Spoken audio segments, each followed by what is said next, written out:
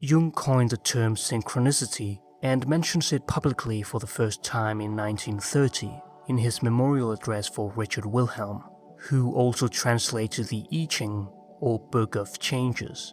He referred to it as a peculiar principle active in the world, so that things happen together somehow and behave as if they were the same, and yet for us they are not. Jung equated it with the Chinese concept of Tao, the union of opposites from the complementary pairs of yin and yang. It is based on the oneness of man and the surrounding cosmos.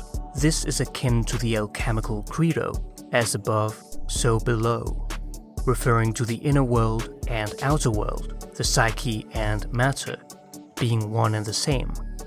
The aim of the Taoist sage is to live in harmony with the Tao, and thereby avoiding falling into one extreme or the other.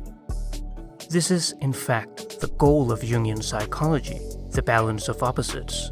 Consciousness and the unconscious is aligning the ego to the self as center of the personality. Here, synchronicity plays a vital role. The oracle of the I Ching played an important role in developing his idea of synchronicity. He used it with patients in psychotherapy and could remember a great deal of meaningful answers and unusual psychological insights. Jung's experiments demonstrated that there are meaningful connections between the psychic realm and the physical world.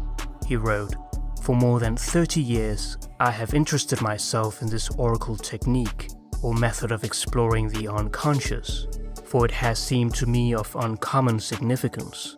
It relates to a certain curious principle that I have termed synchronicity, a concept that formulates a point of view diametrically opposed to that of causality. Since the latter is a merely statistical truth and not absolute, it is a sort of working hypothesis of how events evolve one out of another, whereas synchronicity takes the coincidence of events in space and time as meaning something more than mere chance. Causality is the way we explain the link between two successive events. The course of striking a billiard ball with a cue leads to the effect of the ball moving.